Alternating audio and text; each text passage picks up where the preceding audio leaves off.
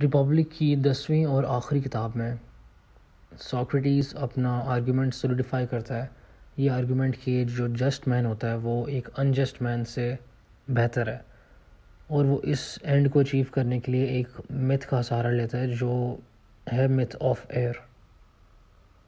अब the myth of air एक tell है ग्रीक मैथोलॉजी में, एक बंदे के बारे में जो बैटल फील्ड पर मर जाता है और 9 दिन के बाद ज़िंदा होता है दोबारा, और वो बताता है कि उसने आफ्टर लाइफ में क्या देखा।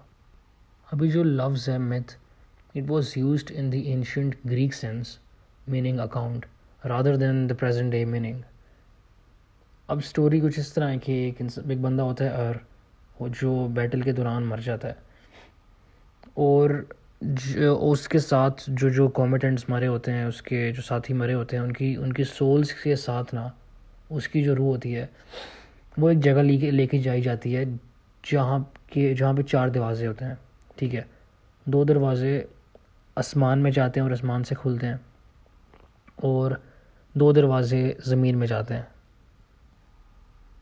अब इन दरवाज़ों के पास जजेस बैठे होते हैं और वो ये डिसाइड करते हैं कि किस पाथ पे कौन सी रूह जाएगी, किस तरह की रूह किस पाथ पे जाएगी इन चारों में से, depending on the life they had laid on earth. उन्होंने जिस तरह की ज़िंदगी गुजारी होती है, उनका उस तरह का वेट उनकी सोल का होता है। तो उस वेट के मुताबिक जजेस डिसाइड करते हैं कि किस पाथ पे जाएगी रूह। जो अच्छी रूह थी, the good ones, they were told to go to the sky, और जो बुरी रूहें थी दे वर टोल्ड कि they were led into the earth.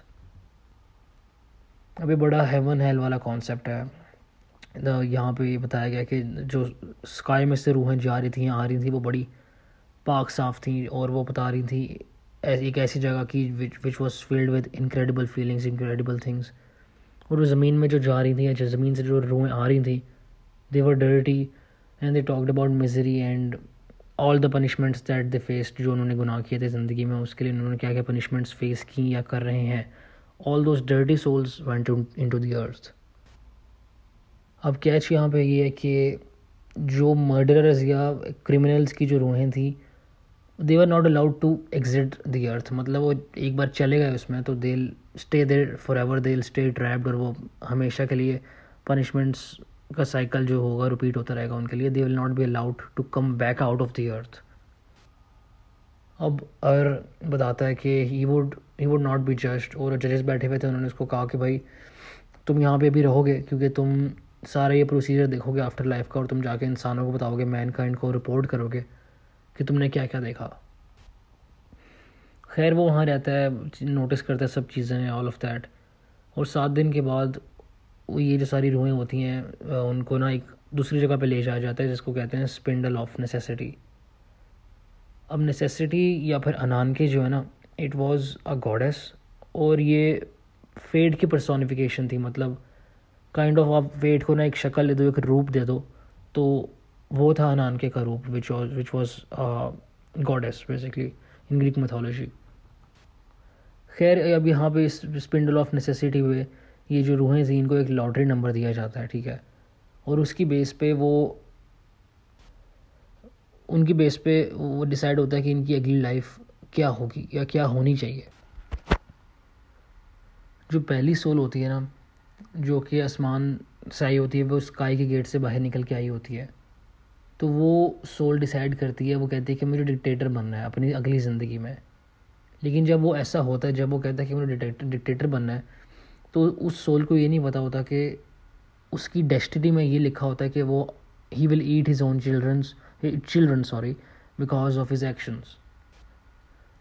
अब इसकी वजह से जो है वो रियलाइज़ करता है कि जो सोल्स जो स्काई में से पास करके आई हैं और जिन्होंने दूसरी जगह की पनिशमेंट अभी नहीं ली, जिनको पनिश नहीं किया गया अपनी एक्शंस की वजह से, तो अपनी लाइफ के लिए, अपनी नेक्स्ट लाइफ के लिए बदतरीन चीज़ें चूज़ कर रही थी, और ऑपोजिट हो रहा था उन सोल्स के साथ जो पनिश हो चुके थे।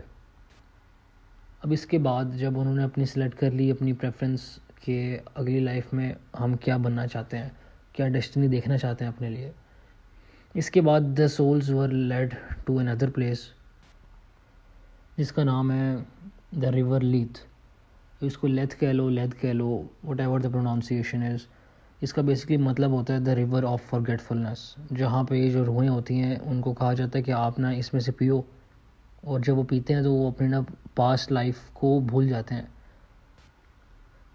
अब फिर रात हो जाती है और ये जो रुएँ होती हैं ये इस रिवर ऑफ फॉरगेटफुलनेस से पी के सो जाती हैं। और फिर उसके बाद ना इनकी जो रुएँ होती हैं न्यू बॉडीज़ में सेंड कर दी जाती हैं ताकि उनकी नेक्स्ट लाइफ स्टार्ट हो। अब अर्क की जो सोल होती है वो इस सारे प्रोसेस से नहीं गुजरती है, ना ही वो रिवर लेथ से पीती है। तो उसके पास पूरी कंप्लीट रिकोलेक्शन होती है, सारी मेमोरी होती है कि क्या क्या हुआ है, ताकि वो जाके बाद में रिपोर्ट कर सके मैनकाइंड को कि उसने क्या एक्सपीरियंस किया है। तो वो सो जाता है। वो जब उठता है फिर तो वो पुरानी अपनी बॉडी पे रिटर्न होता है, जो कि बैटलफील्ड से उठाई जाती है। और उसके दोस्त यार जो होते हैं उन्होंने उसको पायर पे लटकाया होता है, उसको जलाने के लिए या वटएवर, उसकी बॉडी को बरी करने के लिए। तो वो उस बॉडी में रिटर्न हो जाती है उसकी रूह, और वो बड़ा ड्रामेटिक सीन से उसको बचाते हैं। मतलब उसको जलाने लगते ही हैं वो लोग पायर पे उसकी बॉडी को, जब वो जागता है और कहता है यार ठहर जाओ, रुको ज़रा, अभी नहीं जलाओ मुझे, मैं बताता हूँ हुआ क्या है मेरे साथ। फिर वो रिकाउंट करता है अपना पूरा एक्सपीरियंस आफ्टर लाइफ का। अब खैर ये था मिथ ऑफ एर।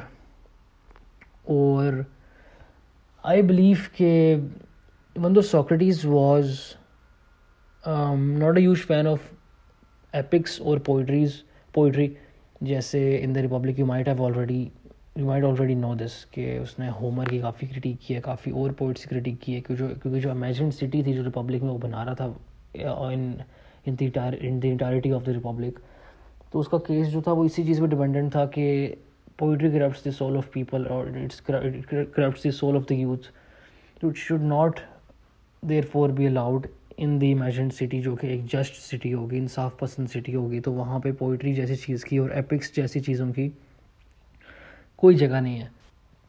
लेकिन however on the other hand, जिन एपिक्स की, जिन पोइट्री पीसेस की, ये पोइट्स की जो क्रिटिक करता है सॉक्रेटिस, उन्हीं स्टोरीज़, उन्हीं लेजेंड्स में से एक बड़ा इम्पोर्टेंट फैक्टर जो है ना वो उसने ऐड करने की कोशिश की अपने मेन आर्गूमेंट में, जो कि ये है कि the just man is better than the unjust man.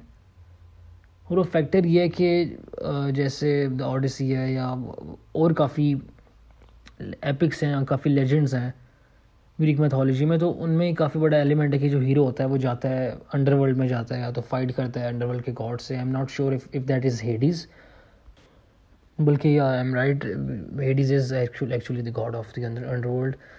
तो वो काफ़ी इम्पॉर्टेंट सिग्निफिकेंट एलिमेंट होता है काफ़ी ग्रीक मिथ्स का, कि जो हीरो होता है वो जाता है अंडरवर्ल्ड में, देखता है क्या हुआ है। मतलब ये अंडरवर्ल्ड का कॉन्सेप्ट ना काफ़ी फेमस ग्रीक मिथ्स का एक बड़ा इंपॉर्टेंट पार्ट है। तो वही सॉक्रेटिस ने यहाँ पे ऐड करते हुए अपना आर्गूमेंट सोलिडिफाई किया, अपना आर्गूमेंट सीमेंट किया बेसिकली।